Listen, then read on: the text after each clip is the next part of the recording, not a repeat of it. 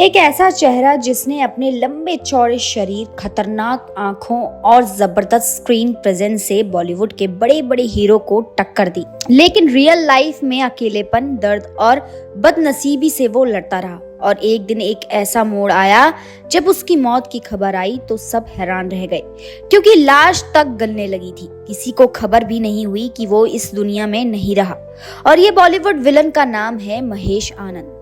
महेश आनंद का जन्म 13 अगस्त 1961 को हुआ था। उनके पिता साउथ इंडियन थे और माँ पंजाबी। घर में माहौल आर्टिस्टिक था, लेकिन पैसे कमाने का कोई ठोस जरिया नहीं था। महेश बचपन से ही मार्शल आर्ट और डांस में कमाल के थे।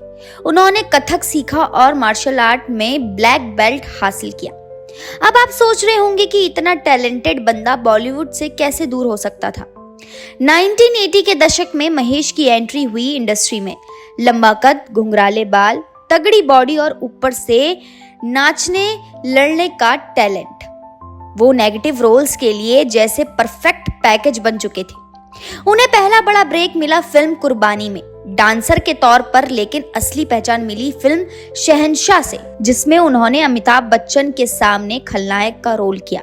इसके बाद तो मानो महेश आनंद बॉलीवुड के विलन नंबर 1 बनते चले गए। उन्होंने लगभग हर बड़े एक्टर के साथ काम किया। अमिताभ बच्चन, गोविंदा, संजय दत्त, सनी देओल, धर्मेंद्र और अनिल कपूर जैसे स्टार्स के बाद उन्होंने एक के बाद एक सुपरहिट फिल्में दी। उनका रोल भले ही छोटा होता था, लेकिन छाप बड़ी छोड़ जाते थे। गुमराह, थानेदार, विजयपथ, शहंशाह, गंगा जमुना सरस्वती, कोहराम और मेजर साहब जैसी फिल्मों में उनका स्टाइल, उनकी चाल और उनकी आंखों की डरावनी गहराई लोगों को याद रह गई। लेकिन जैसे जैसे समय बदला, बॉलीवुड में ट्रेंड बदला। महेश आनंद का करियर भी धीरे धीरे ढलान की ओर बढ़ने लगा। इंडस्ट्री में सब स्मार्ट, सूट बूट वाले, इंग्लिश बोलने वाले विलन आ गए थे।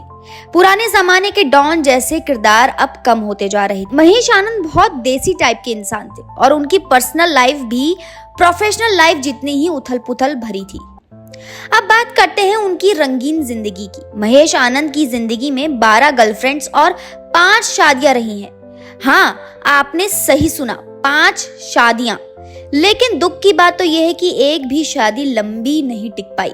हर रिश्ते में कुछ न कुछ ऐसा हो जाता कि टूट जाता। आखिरी शादी उन्होंने एक विदेशी महिला से की थी जो खुद आर्टिस्ट थी, लेकिन वो भी उन्हें छोड़कर चली गई। कई लोगों का कहना है कि महेश का स्वभाव बहुत मूडी और गुस्सैला था, जिसकी वजह से कोई भी रिश्ता निभ नहीं पाया। कुछ लोग ये भी कहते हैं कि उन्हें शराब की लत लग चुकी थी और उन्होंने कई बार इंडस्ट्री के लोगों से पंगे भी लिए। जब बॉलीवुड ने उन्हें काम देना बंद कर दिया तो उनके पास आमदनी का कोई जरिया नहीं बचा। एक वक्त ऐसा आया जब महेश आनंद को जिंदगी जीने के लिए अपने कपड़े और गहने तक बेचने पड़े। उन्होंने सोशल मीडिया पर वीडियो अपलोड कर कहा था कि लोग उन्हें भूल चुके हैं और वो बहुत अकेले हो चुके हैं। एक जमाने में जो आदमी स्टार्स के साथ बैठकर पार्टी करता था, उसे अब रोटी के लिए तरसना पड़ रहा है। उनकी आखिरी फिल्म आई थी रंगीला राजा, जिसमें गोविंदा लीड रोल में थे। इस फिल्म में काम पाकर वो बहुत खुश थे। उन्होंने कई इंटरव्यू में कहा था कि उन्हें फिर से जिंदा कर दिया गया है। लेकिन अफसोस की बात यह है कि फिल्म रिलीज होने से पहले ही महेश इस दुनिया को छोड़ के चले गए। और उनकी मौत की कहानी तो और भी डरावनी और दर्दनाक है। 9 फरवरी 2019 को उनका शव उनके घर में एक सोफे पर पड़ा मिला। वो अकेले रहते थे और शव सड़ चुका था। पुलिस ने बताया कि शव के पास एक शराब की बोतल और खाने की प्लेट पड़ी थी। उनके मरने के 2 दिन बाद किसी ने उनकी लाश की बदबू महसूस की और पुलिस को बुलाया। पोस्टमार्टम रिपोर्ट में बताया गया कि उनकी मौत नेचुरल थी। लेकिन सोचिए, एक इंसान जो कभी पूरे बॉलीवुड में जाना पहचाना चेहरा था, उसकी लाश 2 दिन तक पड़ी रही और किसी को कोई खबर नहीं हुई। इससे ज्यादा दुखद बात और क्या हो सकती है। महेश आनंद की कहानी किसी फिल्मी कहानी से कम नहीं लगती। शानदार शुरुआत, रंगीन जिंदगी, लगातार गिरावट और फिर तन्हा मौत।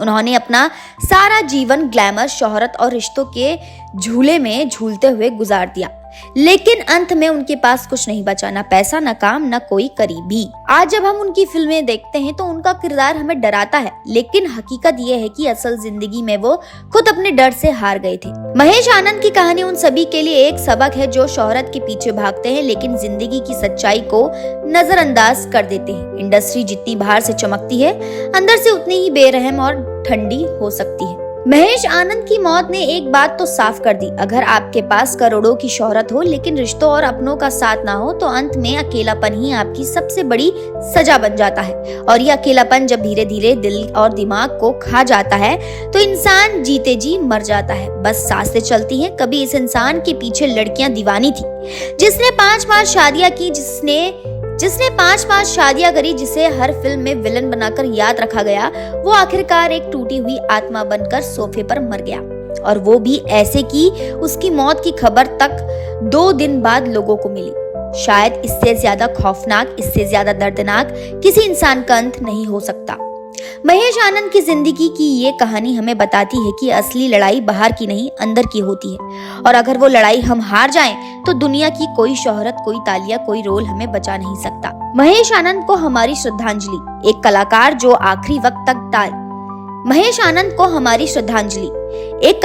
आखिरी वक्त तक ताली की उम्मीद करता रहा, लेकिन उसे सन्नाटे के अलावा कुछ नहीं मिला। तो दोस्तों, आज के लिए इतना ही। उम्मीद करती हूँ आपको ये वीडियो पसंद आया होगा। अगर आपको ये वीडियो पसंद आए तो इसे लाइक कीजिए, हमारे चैनल को सब्सक्राइब करना ना भूलें।